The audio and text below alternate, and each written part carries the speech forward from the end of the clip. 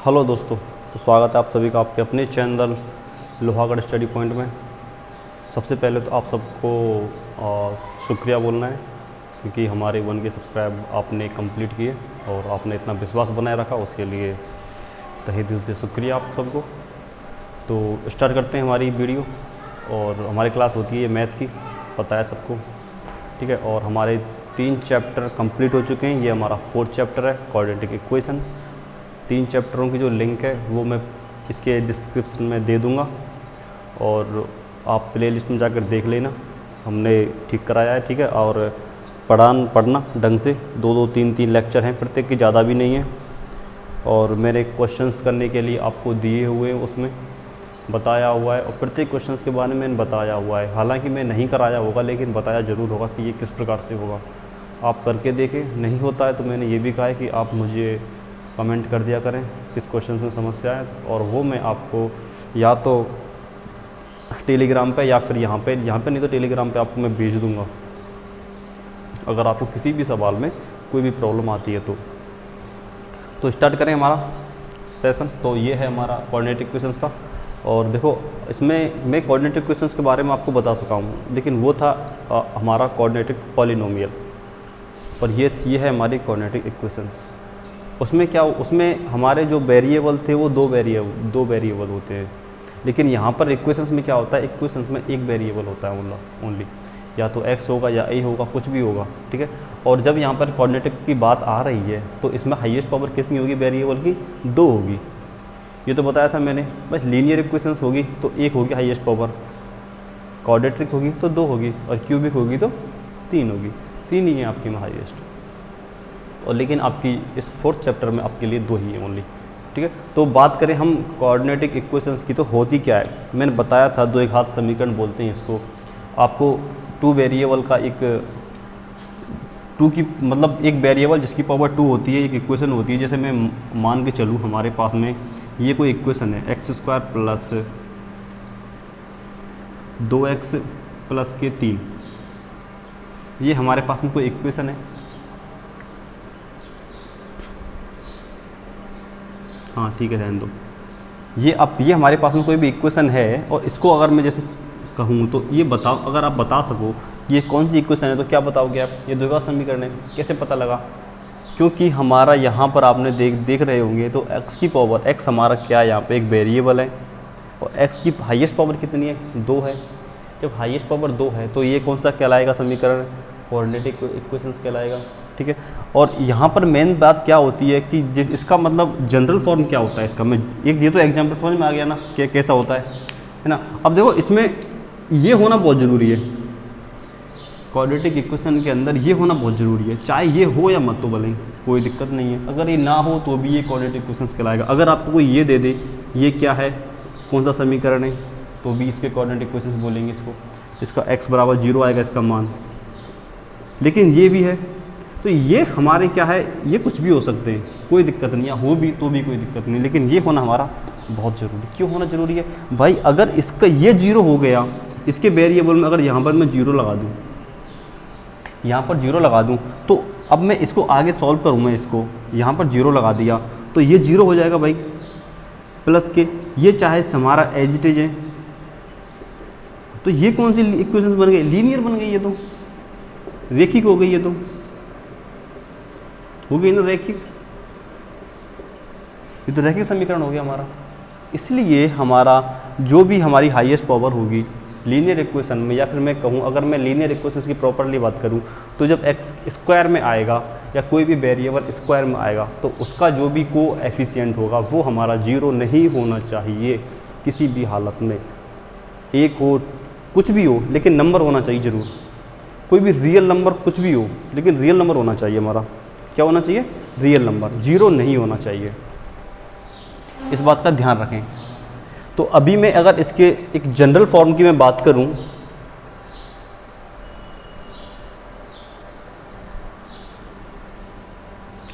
ठीक है, general form या मैं स्टैंडर्ड फॉर्म की बात करूं, इसकी स्टैंडर्ड फॉर्म क्या होती है इसकी, मैंने पॉलिनोमियल बताया था। Standard form A x square plus B x plus के सी बराबर के 0। सेम वही है जो मैं अभी बताया था आपको। अब यहाँ पे अब ये कि यहाँ पे क्या है, दो कंडीशन आ जाती हैं।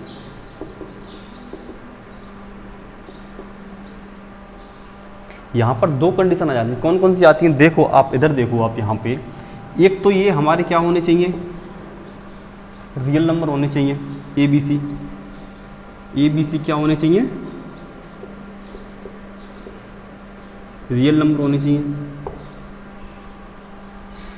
और दूसरी बात हमारी ये है कि हमारा जो भी ए है ना, ये 0 नहीं होना चाहिए भाई। क्यों नहीं होना चाहिए मैं बता चुका हूँ आपको, समझ में आ रहा है ना। दो कंडीशन याद रहेंगी आपको, रहेंगी। इसकी जनरल फॉर्म या फिर इसकी जो भी स्टैंडर्ड फॉर्म है वो ये वाली होती है, ये याद रहेगी। ये ए हमारा 0 नहीं होना चाहिए, याद रखने वाली बात है, ठीक है। अब देखो द्विघात समीकरण होता क्या है, द्विघात समीकरण में हमको देखो कोई भी नंबर हो, ये देखो सबसे पहले स्टार्ट तो इसने बेबीलोन वासी थे ना, बेबीलोन के वासी जहाँ पर हमारे महान सिकंदर की मृत्यु हुई थी, तो वहाँ के वासियों पर एक कला थी, वो पता है कि आपके मतलब आपको कोई भी पॉजिटिव सम पता हो और पॉजिटिव हमारा प्रोडक्ट पता हो, तो क्या है वो दो नंबर बता देते थे। आप अगर आपसे पूछें कि कोई दो नंबर बताओ जिनका सम करने पर क्या है,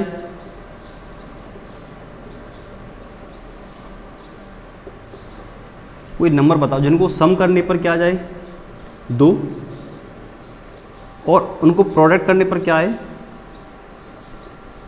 अगर उनका प्रोडक्ट करें तो 3।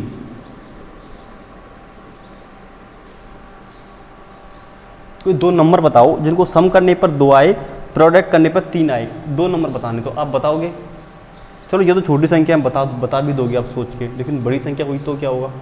तो इनका जो भी स्टार्टिंग किया था ना वो बेबीलोन के वासियों ने किया था, ठीक है, बेबीलोन के वासियों ने किया था, इराक में पड़ता है ये, वहाँ पे किया था। अगर मैं इनकी सम की बात करूँ, अब दो नंबर फाइंड करो, तो आपको देखो दो नंबर हमारे क्या हो जाएंगे, 3 और 1 हो जाएंगे, 3 और 1। अब यहाँ पर नंबरिंग आपको अपने हिसाब से करनी है भाई। अभी मैं यहाँ पे बात करूँ तो यहाँ पर 3 में से 1 घटा दो, इसका सम या सबट्रैक्ट होता है, कुछ भी कर सकते हैं आप, लेकिन 3 में से 1 घटाओगे तो क्या 2 हो जाएगा, और 3 × 1 करोगे तो 3 हो जाएगा, ये हो जाएगा। अब ये डिपेंड करता है, यहाँ पर -3 होता तो यहाँ पे ज़्यादा दिक्कत नहीं आती, ये भी माइनस हो जाता, इसलिए -3 आता, ठीक है।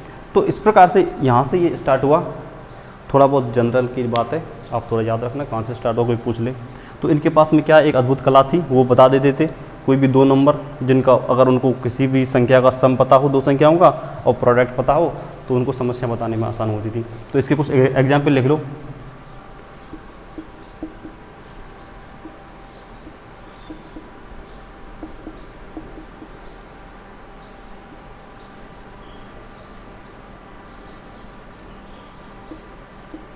दो एक्स स्क्वायर प्लस में, चलो एग्जाम्पल तो देख के बता देता हूँ आपको, टाइम लगेगा।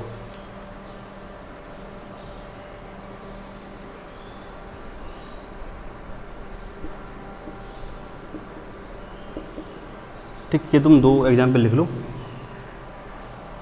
नोट डाउन कर लो। तो आपको पता चला, ये बता दें जनरल, ये रही आपकी जनरल बात कि द्विघात समीकरण होता क्या है, इसकी स्टैंडर्ड फॉर्म क्या होती है, कंडीशंस क्या होती हैं, एग्जाम्पल आपने लिख लिए।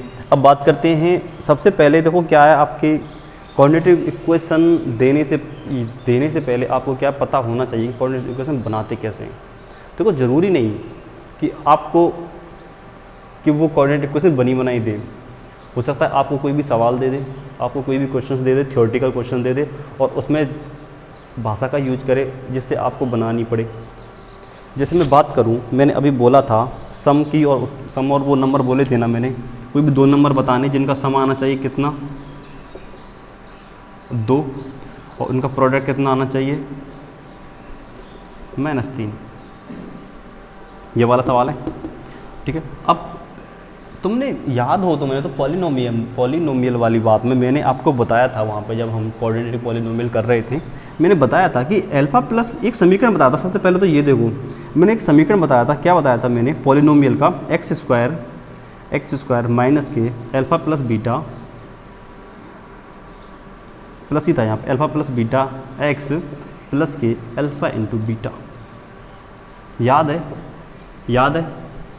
नहीं याद हो ना तो आप जाना बैक अपनी सेकंड चैप्टर में जाना, सेकंड चैप्टर खोल के देखना कि हाँ कराया नहीं कराया। ये मैंने बताया था जनरल इक्वेशंस उसके लिए कि अगर आपके पास में सम और प्रोडक्ट पता हो तो कैसे ज्ञात करें। अब आपको करना क्या है, ये कोई दो, माना कि लेट्स दो नंबर हमारे कौन कौन से अल्फ़ा एंड बीटा हैं। जब अल्फ़ा बीटा ये दो नंबर मान लिए तो इसका मतलब ये कह सकते हैं सम इनका क्या होगा 2 और इनका प्रोडक्ट क्या होगा 3। बोल सकते हैं, बोल सकते हैं। जब ऐसी बात आ गई तो यहाँ पर आप मान नहीं रख दोगे क्या इनका, तो क्या हो जाएगा एक्स स्क्वायर प्लस के क्या आ गया 2x और माइनस के क्या है 3 बराबर 0। तो ये हमारी क्या बन गई, इक्वेशंस बन गई। लेकिन हमको इक्वेशन दी तो नहीं थी ना उसने। एग्जामिनर ने क्वेश्चंस क्या दिया आपको, ये दिया दो नंबर हैं कोई भी जिनका सम प्रोडक्ट कितना है 2 है, और सॉरी सम 2 है प्रोडक्ट -3 है। आपको इक्वेशंस बनानी थी। ये इससे भी हो सकता है और एक उससे भी हो सकता है। जैसे मैं यहाँ पे आपको a प्लस बी मान के चलूँ, a प्लस बी बराबर क्या है 2, AB सॉरी AB क्या है हमारा यहाँ पे -3। अब आपको अल्फ़ा प्लस बीटा का होल स्क्वायर बार सूत्र लगा दो, उससे भी निकल आएगा, थोड़ा लेंदी पड़ेगा, उससे भी ये सवाल निकल आएगा आराम से। कई तरीके का है, ठीक है, कई तरीके हैं इसके निकालने के, लेकिन आपको ये तरीका सॉल्व करने का आसान है। तो ये थी आपके जनरल वाली बातें, ठीक है। अब सबसे पहले हम क्या बनाना सीखेंगे, इक्वेशंस बनाना सीखेंगे कोई भी नंबर से। हम क्या सीखेंगे, किसी भी क्वेश्चंस का सबसे पहले इक्वेशंस बनाएंगे। इक्वेशंस के लिए आपकी 4.1 है और सॉल्व करने के लिए क्या है आपकी 4.2 है। आपकी 4.1 में सिर्फ आपको इक्वेशंस बनाना सीखना है, ओनली सीखना है। तो मैं बात करूं आपके 4.1 की, तो 4.1 में क्या है कि आपको यहाँ पे बताना है check whether the following are quadratic equation. आपको चेक करके बतानी है कि निम्न में कि कौन कौन सी संख्या हमारी क्वाड्रेटिक इक्वेशंस हैं और कौन कौन सी नहीं है। तो फर्स्ट क्वेश्चन ले लेते हैं और देखते हैं कि ये क्या क्वाड्रेटिक इक्वेशंस है। तो फर्स्ट का फर्स्ट है x प्लस 1 का होल स्क्वायर बराबर 2x माइनस के 3, 2x माइनस 3 सॉरी ये है। अब आपको ये बतानी है क्या ये द्विघात समीकरण है, कैसे बतानी है। देखो यहाँ पे अगर मैं इसको सॉल्व करूँ तो ये हमारा standard form a plus B का बन गया,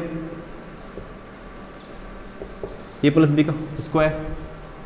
इसका याद है ना सबको, क्या होता है a स्क्वायर प्लस का b स्क्वायर प्लस का 2ab, ये होता है ना, ये होता है। अगर यहाँ पे माइनस हो तो यहाँ पर माइनस हो जाता है, पता है ना आप सबको, पता है। इसके बाद में एक और होता है, कौन सा, ये वाला, ये क्या होता है बताओ। ये तो एक ही बात है, ठीक है। एक होता है ये वाला, ये तो सॉरी सेम ही हो गया, ये होता है देखो, ये क्या होता है a plus B A minus B, ठीक है। जनरल फॉर्म में ये जनरल मतलब फॉर्मूले आपको याद होने चाहिए, आते हैं क्वेश्चंस में बार बार से। तो ये वाला फॉर्मूला यहाँ पे लगा दोगे और इसको ओपन करोगे तो क्या होगा यहाँ पे एक्स स्क्वायर प्लस के 2x प्लस के 1 इज इक्वल टू 2 का मल्टीप्लाई कर दो 6, ठीक है। अब यहाँ पे क्या करना है आपको, सारी जो भी हमारा कौन राशि है वो हमको एक साइड में लेनी है, एक तरफ ले आओ सबको। एक्स स्क्वायर प्लस के 2x प्लस के 1, देखो 2x यहाँ पे माइनस का हो गया और इधर साइड में लिया तो ये प्लस का हो गया बराबर 0।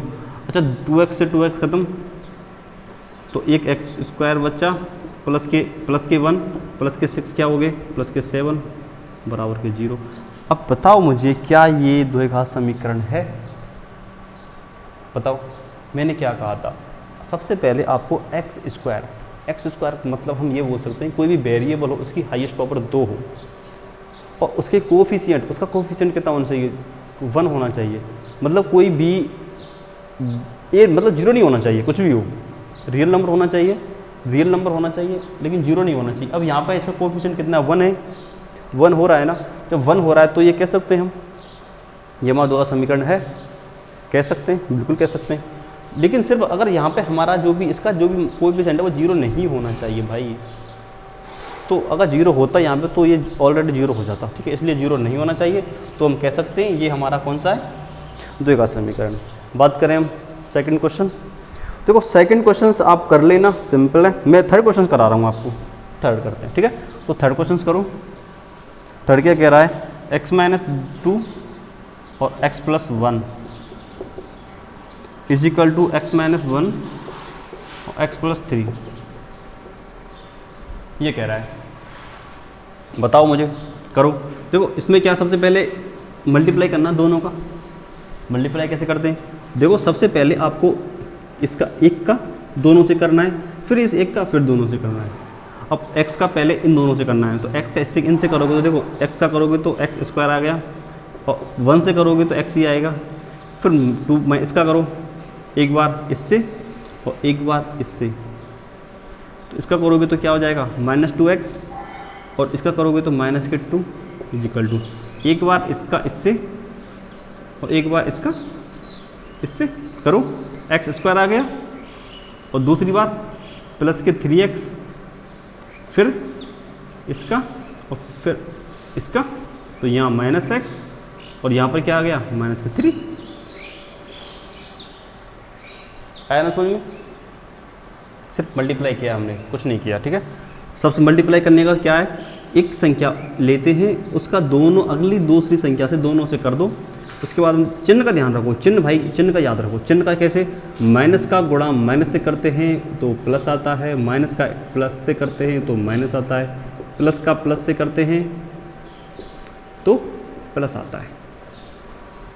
फॉर्मूले याद रखो आप मल्टीप्लाई वाले। अभी मैं इनकी बात करूं तो इनको एक तरफ ले आऊँ, सारी राशि एक तरफ ले आऊँ।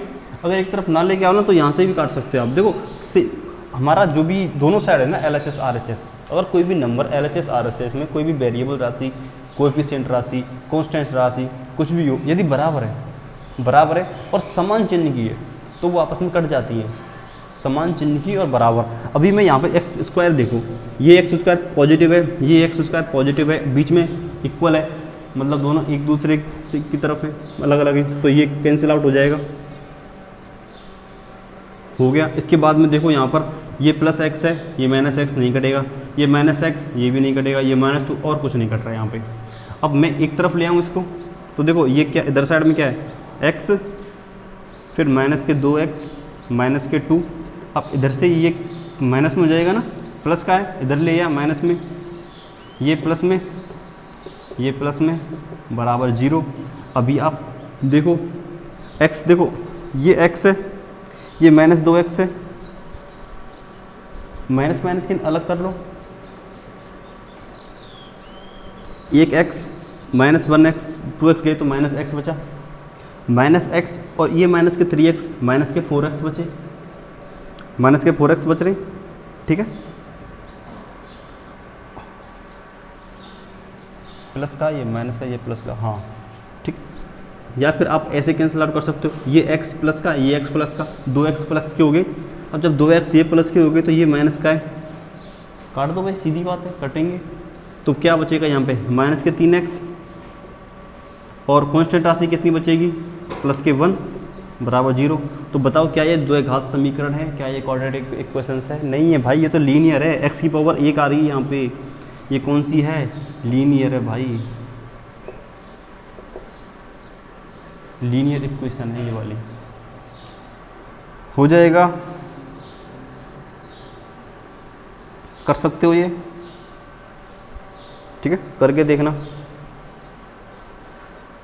कोई भी सवाल नहीं होता है तो फिर मुझे बता देना कि इसमें कोई समस्या आ रही है, मैं बता दूंगा, ठीक है। करें साफ। इसके देखो इसमें क्या 8 क्वेश्चन है, 8। अब इसमें 2 मैंने करा दिए मोस्टली जो भी आपको लगे, ठीक है। अब इसमें बच्चे कुछ आपको करके देखने हैं।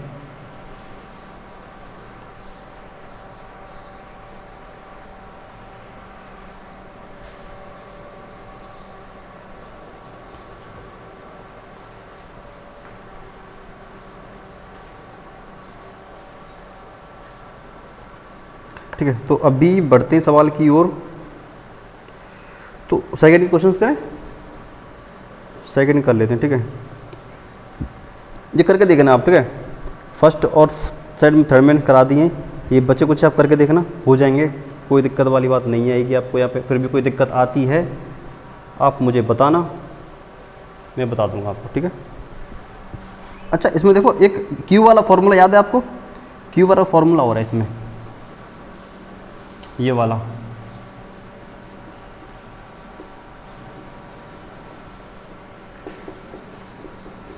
ये आपके क्वेश्चंस नंबर 7th में और 8th में ये वाले क्वेश्चन, ये इसमें ये वाला है, ये वाला फॉर्मूला है, याद है आपको?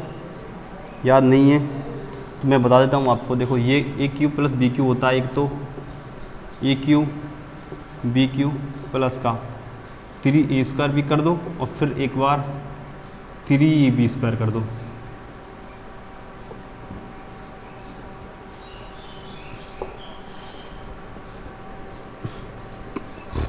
ठीक है,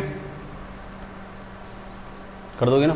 ठीक, कर लेना ये सवाल, हो जाएंगे अब तो बात करते हैं हम अपने सेकंड वाले क्वेश्चंस की, ठीक है। सेकंड का फर्स्ट देख लेते हैं। सेकंड का फर्स्ट क्या कह रहा है? The area of A rectangular plot is 5 to 8। एक कोई आयताकार प्लॉट है, उसका जो भी एरिया है ना, उसका क्षेत्रफल है कितना है? 528 है। आयत का क्षेत्रफल याद है आपको? लंबाई इंटू चौड़ाई होता है, ठीक है ना? याद होगा, नहीं होगा तो मैं बता रहा हूँ आपको, लेंथ इंटू ब्रेथ, ठीक है। अब कह रहा है the length of the plot in 1 more than twice it's breadth, we need to find the length and breadth of the plot. इसमें एरिया दिया है और कहा गया है कि इसकी जो भी लंबाई है ना, वो चौड़ाई से 2 गुना और 1 अधिक है, 2 गुने भी और 1 अधिक भी है,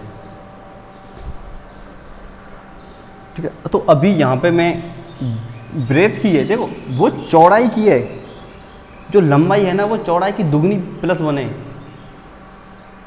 more than twice, 1 more than twice है किसकी? चौड़ाई की। तो चौड़ाई माननी हमें x, लंबाई मत मान लेना आप, चौड़ाई x मान लिए। तो यहाँ पर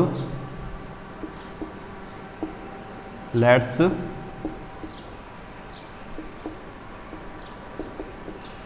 ये x मान लिया हमने, ठीक है। तो आप लेंथ क्या मानोगे?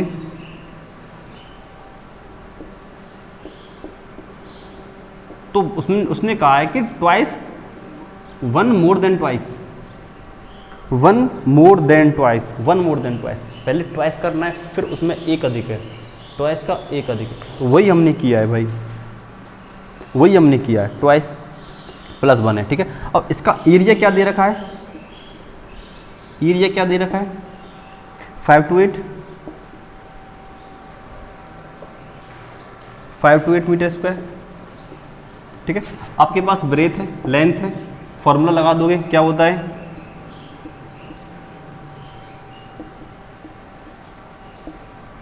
एरिया ऑफ रेक्टेंगुलर, बताओ, L इंटू बी होता ही है, ठीक है, वही है, लेंथ इंटू ब्रेथ, ठीक है। अब इसका ये क्या है? 528 है, ये दिया हुआ है हमको एरिया इसका। लेंथ क्या है हमारी? 2x + 1 इंटू ब्रेथ x, यही तो है। इधर 5 to 8 इजिकल टू मल्टीप्लाई करो 2x² प्लस के x। अब या तो 5 to 8 को इधर ले जाओ या फिर इन दोनों को इधर ले आओ। अगर मैं इन दोनों को इधर लेके आता हूँ तो ये माइनस में होते हैं, तो इससे अच्छा है इसको उधर ले जाओ 5 to 8 को। तो मैं इसको इधर ले जाता हूँ तो 0 बराबर 2x² प्लस के x माइनस के 5 to 8, ठीक है। ये हमारा इक्वेशन बन जाती है। सॉल्व आपको नहीं करनी है, उसमें कहा गया है कि हमें ओनली सिचुएशंस बनानी है, रिप्रेजेंट करना है किसकी फॉर्म में? कोऑर्डिनेटिक इक्वेशंस की फॉर्म में। हो गया, ठीक, आगे बढ़े।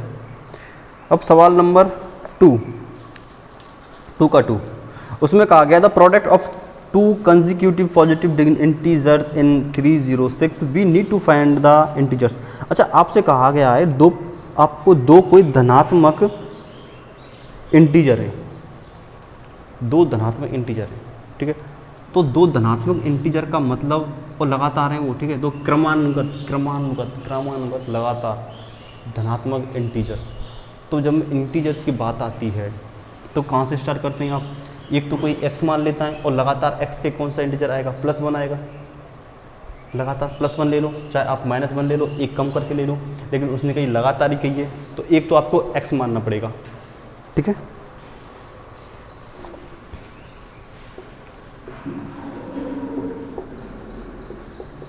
लेट्स फर्स्ट इंटीजर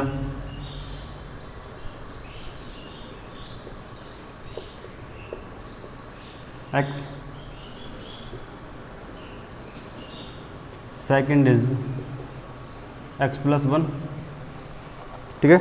उसने कहा है कि दो पॉजिटिव इंटीजर हैं, पॉजिटिव है, माइनस नहीं ले सकते क्योंकि ये माइनस वाला हो जाएगा, फिर तो नहीं ले सकते माइनस, पॉजिटिव इंटीजर ले लिया, ठीक है। उसके बाद कहा है कि इनका प्रोडक्ट क्या है? 306 है, इनका प्रोडक्ट कर दो साहब, x इंटू x+1 306 के बराबर है, करो मल्टीप्लाई, x² प्लस के x बराबर 306, x² प्लस के x माइनस के 306 बराबर 0। हम इधर किसको इधर ले आए, ये हमारी इक्वेशंस बन गई, हो गया, सिंपल है ना, ठीक। थर्ड की बात करें,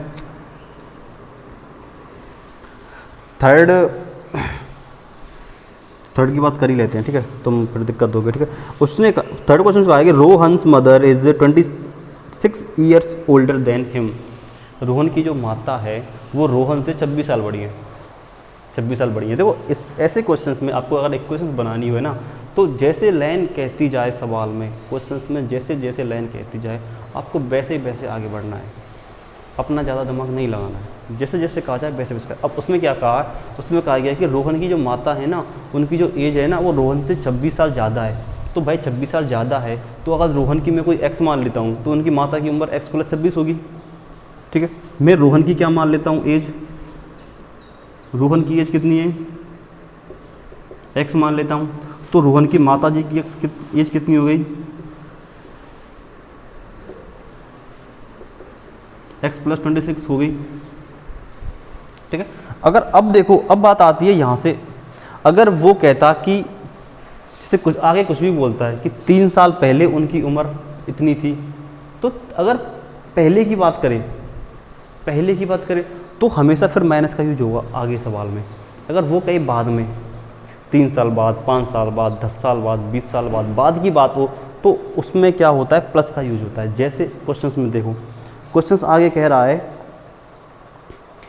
3 years from now the product of their edges 3 years from now will be 360। उसने कहा है कि 3 साल बाद, इस एज से 3 साल बाद कि इन दोनों की उम्र का जो प्रोडक्ट है ना वो 360 हो जाएगा, 3 साल बाद हो जाएगा। 3 साल भाई, अब पहले तो 3 साल बाद की एज निकालो ना इन दोनों की, 3 साल बाद की एज क्या होगी इनकी, देखो अब यहाँ पर 3 साल बाद की एज निकालो,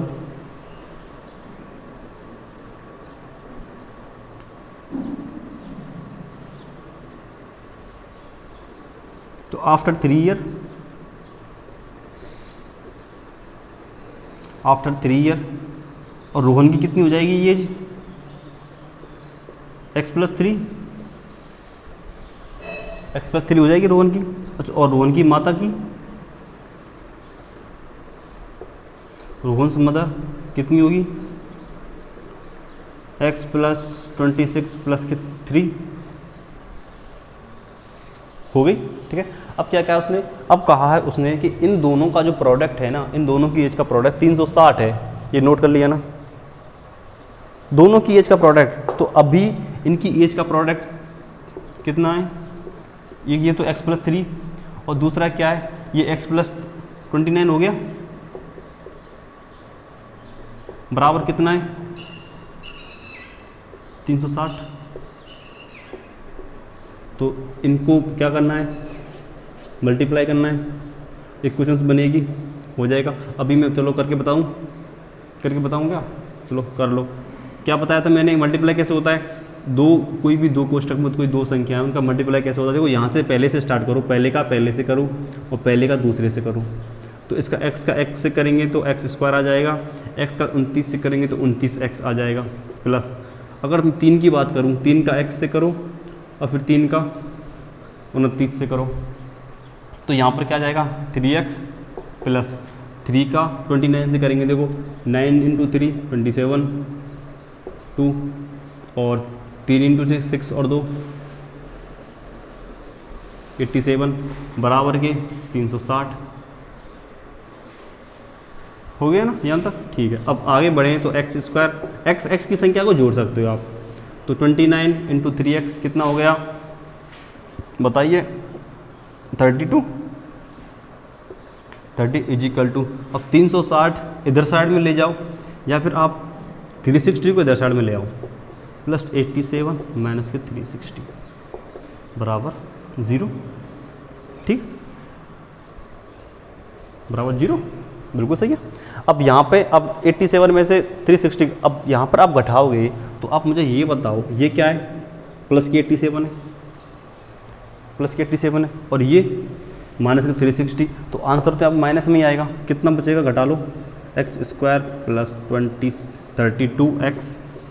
32x माइनस के, अगर मैं घटाऊँ तो अलग से घटा के देख लो आप, 3 यहाँ पे क्या जाएगा 9 7, तो 273 इज इक्वल टू 0, ये आंसर आपका आ जाएगा। जल्दी से नोट डाउन करें, बढ़ते हैं अगले सवाल की ओर। अगला सवाल तो ट्रेन का आपका, ट्रेन वाला है। तो इक्वेशंस बनाना आसान है ना, समझ में आ रही है ना। देखो पहले आप ये बनाना, ठीक है, और एक बार यहाँ से नोट करने के बाद में ना आप खुद से बना के देखना, बुक उठाना और बुक से आप अपने आप बना के देखना। अगर थोड़ी बहुत प्रॉब्लम आती है तो नकल कर सकते हो, अगर थोड़ी बहुत समस्या आती है तो, अदरवाइज नहीं आती है ना तो मत देखना। तो बात करते हम अगले सवाल की ओर। तो इसमें कहा गया है the train travel A distance of 480 kilometre a uniform speed. हमारी जो भी कोई ट्रेन है 480 किलोमीटर दूरी तय करती है और अपनी एक सामान्य चाल से कर रही है, यूनिफॉर्म स्पीड, ठीक है। It the speed had been 8 kilometre less. वो कह रहा है कि यदि इसकी स्पीड 8 किलोमीटर कम कर दी जाए तो यह 3 घंटा अधिक लेती है। भाई अपनी स्पीड अगर वो 8 किलोमीटर प्रति घंटा की स्पीड कम कर दे, जिस स्पीड से वो दौड़ रही थी उससे 8 किलोमीटर कम हो जाए, 8 किलोमीटर पर आवर कम हो जाए, तो अब जो टाइम लेगी ना वो 3 घंटा अधिक लेगी, पहले से 3 घंटा अधिक लेगी। अब हमें निकालना है speed of the train, to find the speed of train. तो सबसे पहले तो आप देखो 2 कंडीशन बन गए, एक तो पहले वाली स्पीड निकालनी है, एक सेकंड वाली भी अलग हो गई, ठीक है। तो यहाँ पर बात करूँ तो हमारी डिस्टेंस क्या है, फर्स्ट सेकंड का कौन सा सवाल है ये, फोर्थ है। तो हमारी डिस्टेंस क्या दे रखी है यहाँ पे, एक तो ये देखो 480 किलोमीटर दे रखी है, ठीक। अगर मैं यहाँ पे स्पीड मान लूँ कितनी, x किलोमीटर प्रति आवर मान लेता हूँ, तो टाइम क्या हो जाएगा 480/8x। कैसे, देखो हमारी स्पीड बराबर क्या होता है, देखो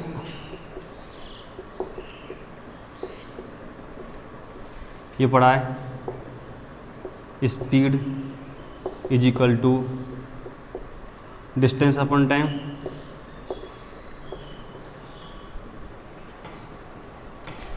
है ना, ये पता है, speed is equal to distance upon time, ये होता है, ठीक है। अभी मैं अब आपके पास में डिस्टेंस भी है, टाइम भी है, तो आप सॉरी आपके पास में स्पीड है और डिस्टेंस है, स्पीड ये रही और डिस्टेंस ये रही। अब यहाँ से अगर मैं टाइम निकालूँ तो टाइम कैसे निकलता है, टाइम निकलता है आपका टाइम कैसे निकलता है, टाइम हमारा जब टाइम निकालना है तो टाइम क्या कर देंगे, डिस्टेंस अपॉन स्पीड कर देंगे ना। तो यही तो हमने किया है। टाइम बराबर ये क्या है हमारा 480, क्या है 480 किलोमीटर, ये क्या हमारा डिस्टेंस है, और एक्स क्या है हमारा स्पीड है। स्पीड यहाँ तक बात कंप्लीट हो गई आपकी। अब वो कह रहा है कि यदि इसकी जो भी स्पीड है ना, स्पीड अगर मैं 8 किलोमीटर कम कर दूँ, स्पीड 8 कम कर दूँ, 8 किलोमीटर प्रति आवर कम कर दूँ, ठीक है, तो स्पीड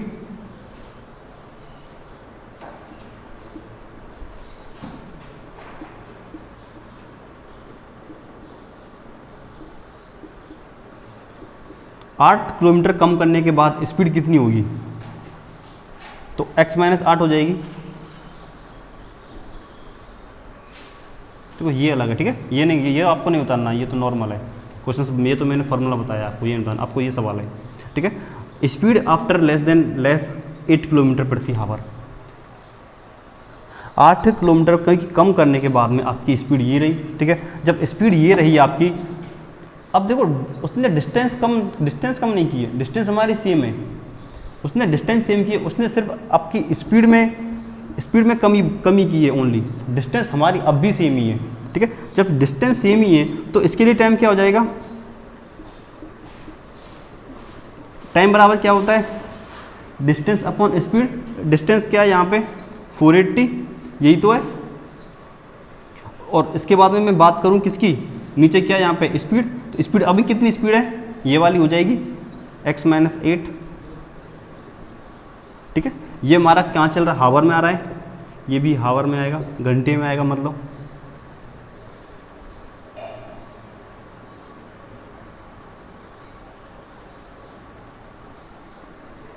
ठीक है। अब आपके पास में टाइम भी है, ठीक है। अब आप कुछ भी, आप देखो, अब इससे एक फॉर्मूले, अब अगर मैं बात करूं यहाँ पे, अगर इसको डिस्टेंस बराबर में ये लिख दूं, डिस्टेंस बराबर क्या होता है, डिस्टेंस बराबर टाइम इनटू स्पीड, ये होता है ना, ठीक है। तो ये फॉर्मूला दोबारा से ये फॉर्मूला लगा दो, आप आ जाएगा आपका 480 किलोमीटर। तो अभी हम जानते हैं, वी नो दैट, ये लिख लो आप सीधा, we know that distance is equal to time into speed, distance is equal to time into speed, ठीक। यहाँ तक। अब यहाँ पर डिस्टेंस क्या है आपकी 480 किलोमीटर, सेट कर दो जो आपको पता है। टाइम कितना लगा यहाँ पे, टाइम कितना लगा 480 upon x minus 8 into speed क्या है आपकी x माइनस 8, सही है क्या,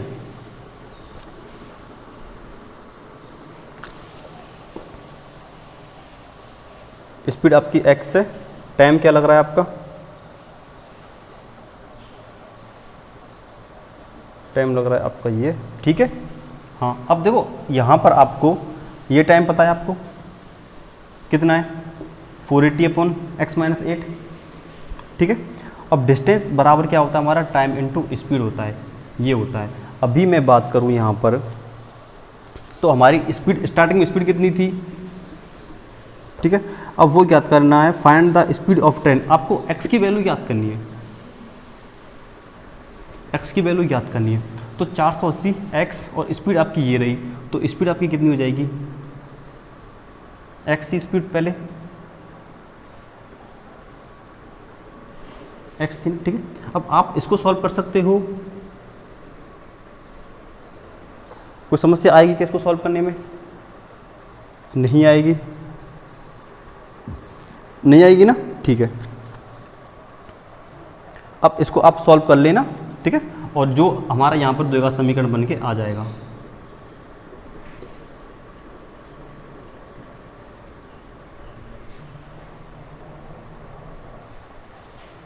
हाँ जी, तो देखो सवाल कह रहा है कि यदि 8 किलोमीटर कम कर दें तो हमारा क्या है कि would taken 3 hours more than the cover the same distance. जी हाँ, देखो यहाँ पर हमने 3 घंटा अधिक ले रहा है वो, तो यहाँ पर हमने गलत कर दिया, थोड़ा सा गलत हो गया ये, ठीक है, सवाल ना पढ़ने की वजह से।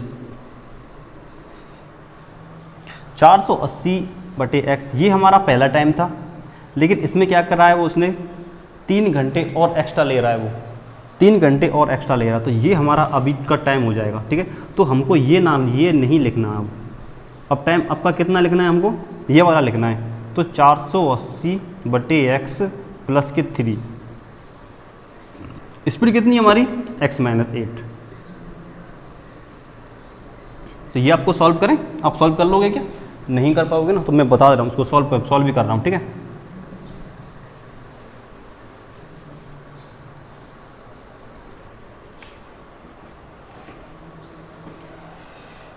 तो देखो यहाँ हो जाएगा, आ जाएगा 480 इज इक्वल टू, अभी देखो इस x-8 को इंटर करें यहाँ पे, तो x-8 का टोटल का इंटर कर देना, तो यहाँ पर मैं इंटर करूँ तो 480 इंटू x-8 अपॉन में क्या है x, फिर क्या बचेगा यहाँ पर प्लस का 3, और 3 से इंटर कराएंगे तो 3 का भी मल्टीप्लाई होगा भाई, 3 का भी होगा, जाहिर सी बात है, 3 इंटू x-8 होगा। अभी इसको मैं 480 रहने देता हूँ, और इस इधर हम इंटर करते हैं तो क्या बच 480x इधर देखो, 480x माइनस 8 का इधर साइड से करो माइनस का, देखो 0, 8 इंटू 8 क्या हो गया 64, तो 38 हो जाएगा, प्लस का इधर मैं करता हूँ तो 3x माइनस का 24 हो गया। इधर यहाँ तक क्या चल रहा है हमारा, x चल रहा है। अगर इन दोनों के बीच में मैं अगर एलसीएम x का ले लेता हूँ, बराबर 480 है। इक्वेशंस धीरे धीरे आप, ठीक है, आप समझना, यहाँ पे ये प्लस बीच में डाल दो, थोड़ा आपको फिर कहोगे ये ऐसे कैसे हो गया। अगर यहाँ में x दोनों हमारा x ले लेता हूँ यहाँ पर एलसीएम, तो क्या आ जाएगा, ऊपर तो सेम आएगा भाई, x का x में दियो एक बार आएगा, एक का मल्टीप्लाई ऊपर वाले से करना है यहाँ पे, इससे 480x माइनस का 3840 प्लस इधर x का मल्टीप्लाई करना है, क्या जाएगा 3x² माइनस के 24x। अब इसके नीचे एक है, क्रॉस मल्टीप्लाई करना है, क्रॉस मल्टीप्लाई करोगे तो क्या जाएगा 480x बराबर सेम उधर वाला सेम उतार दो 3840 प्लस के 3x² माइनस के 24x। बताया था मैंने ये कैंसिल आउट हो जाएंगे, दो राशि हो और दोनों भी दो, एक LHS में एक RHS में कैंसिल आउट हो जाती है, ठीक। इधर अब क्या बचा यहाँ पे, एक साइड तो 0, एक साइड ये पहले 3x² लिख लो माइनस के 24x माइनस के 3840। अभी मैं यहाँ पर अगर 3 कॉमन ले लूँ तो x² माइनस के 8x माइनस के 1280 बराबर के 0। 3 को इधर साइड से हम करेंगे, डिवाइड करेंगे 3 से, ये वाला तो 0 हो जाएगा। तो आपकी जो इक्वेशंस आएगी वो क्या आएगी, x² माइनस के 8x माइनस के 1280 बराबर 0। थोड़ा सा समझने वाला सवाल है यहाँ पर, ये थोड़ा समझ में आ गया आपको तो ये आसान है, कोई दिक्कत नहीं आएगी, ठीक है। ये मोस्ट है, वैसे ये सवाल नहीं आने वाले आपको, इक्वेशंस आएगी ना वो या तो आएगी 4.2 में से या आएगी 4.3 में से, जो एग्जाम में आएगा, लेकिन आपको ये आने चाहिए इक्वेशंस बनाना, ठीक। तो आपकी 4.1 समाप्त हो गई, 4.1 समाप्त। तो बात कर, तो बताओ 4.1 करोगे अभी,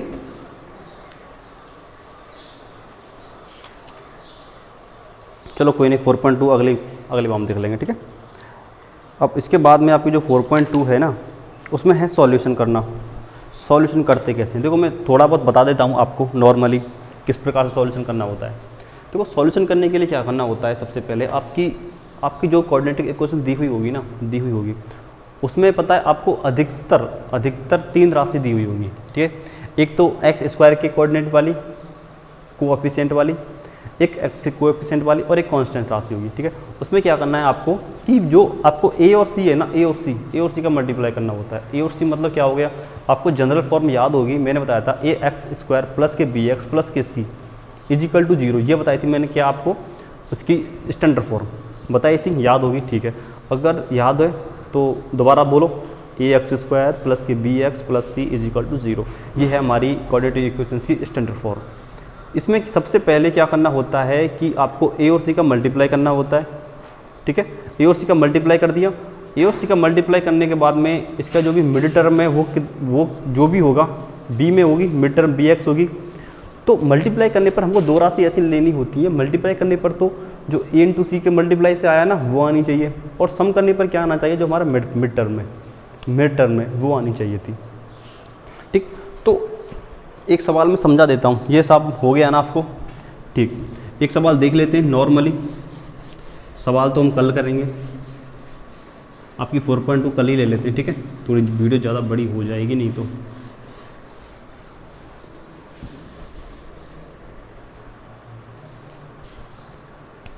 जैसे एक सवाल ले लिया, वही पहला वाला जो मैंने बताया था आपको, एक्स स्क्वायर प्लस के 2x और माइनस के 3 ले लें,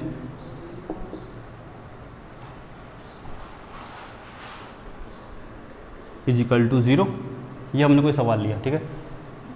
जनरल फॉर्म इसमें देखो, यहाँ पर क्या, अब ए बी सी करना, अगर मैं ए बी सी पूछूँ आपसे तो ए बराबर क्या है, प्लस के 1, बी बराबर क्या है, प्लस के 2, सी बराबर क्या है, माइनस के 3, ये निकाल सकते हो ना प्रत्येक लोग। ए बराबर एक्स स्क्वायर के कांस्टेंट राशि, स्टैंडर्ड फॉर्म क्या थी हमारी, ए एक्स स्क्वायर प्लस के बी एक्स प्लस के सी बराबर 0, ये क्या थी आपकी स्टैंडर्ड फॉर्म थी। स्टैंडर्ड फॉर्म देखो सारे पॉजिटिव हैं, अगर नेगेटिव लिया आपने तो नेगेटिव ओवरऑल टोटल में आएगा। तो नेगेटिव जैसे यहाँ पर ये है ना, ये अब इसको ये पता है इस प्रकार लिख सकते हो ना आप, इसको 2x प्लस के -3, ये इस प्रकार लिख सकते हो आप इसको। तो इसलिए ये -3 राशि सी है, टोटल ओवरऑल है, मतलब साइन समेत आएगी ये वाली राशि, तो साइन समेत लिए, ठीक है। अब मैंने बताया था आपको ए और सी का मल्टीप्लाई करो और बी टर्म हमारी प्लस माइनस में आनी चाहिए, ठीक है। अब गुणा भाग करने पे आपको मल्टीप्लाई करने पे क्या आना चाहिए, ए और सी का मल्टीप्लाई क्या है, ए का 1 -3, तो -3 आना चाहिए मल्टीप्लाई करने पे, और सम करने पर क्या आना चाहिए, प्लस का 2। ऐसी दो राशि कौन कौन सी है, 3 और 1 हो जाएंगी, 3 × -1 कर दो, 3 × -1 करोगे तो क्या आ जाएगा, -3, और 3 + -1 करोगे तो क्या आ जाएगा, +2 रख दो इस टर्म में।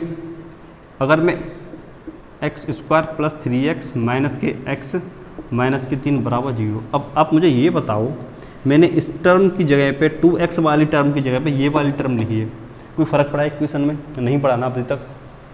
2x को मैंने 3x माइनस x लिख दिया, अगर 3x में से x घटाएंगे तो आप 2x ही तो आएगा ना। तो यहाँ तक थोड़ी हमने, यहाँ तक कोई समस्या तो नहीं है ना, नहीं होनी चाहिए।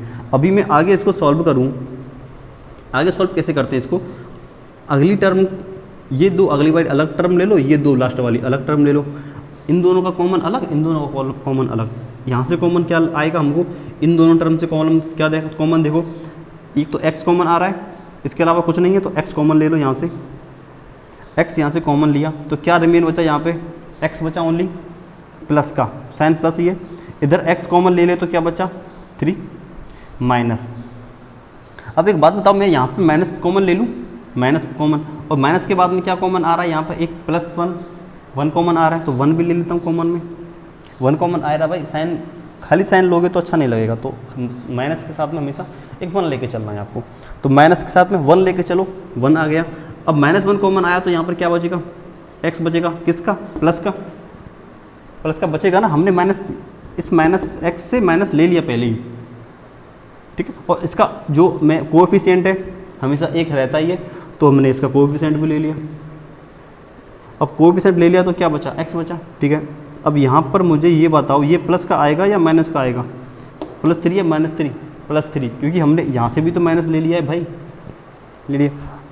आपको जब कोई भी आप एक कोऑर्डिनेट इक्वेशन सॉल्व करते हो तो आपको सबसे पहले ये देखना, यहाँ तक पहुँच जाओ तो ये जो राशि है बराबर आनी चाहिए, पहली बात तो ये दो राशि क्या आनी चाहिए, बराबर आनी चाहिए, ये दो राशि, बराबर आ रही हैं, ठीक है। अब एक बार तो इनको लिख दो अलग, एक कोष्ठक में इनको अलग लिख दो। कैसे?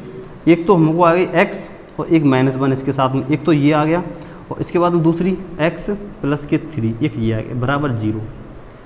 आगे सॉल्व करने के लिए क्या करना पड़ता है, दोनों को बराबर 0 के बराबर कर दो। कैसे? x - 1 बराबर 0 और दूसरा x + 3 बराबर 0। इधर इसको सॉल्व करेंगे तो क्या आ जाएगा, x बराबर +1, इधर इसको सॉल्व करेंगे तो क्या आ जाएगा, x बराबर -3। ठीक, अब ये इसके क्या कहलाएंगे, अब इनको नंबर ऑफ जीरोज बोल सकते हैं आप। पॉलिनोमियल में बताया था मैं, नंबर ऑफ जीरोज बोल सकते हैं। क्यों? क्योंकि अगर आप कोई भी मान इनमें से रखोगे ना इसका, तो वो 0 कर देगा। और यही होता है नंबर ऑफ जीरोज, जो मान रखने पर पूरी इक्वेशंस का मान 0 आ जाए वो हमारे नंबर ऑफ जीरोज कहलाते हैं। कोऑर्डिनेटिव इक्वेशंस में नंबर ऑफ जीरोज कितने होंगे, हाईएस्ट 2 होंगे, और क्यूबिक में हाईएस्ट 3 होंगे। हो सकता है एक भी ना हो, लेकिन हाईएस्ट 3 होंगे।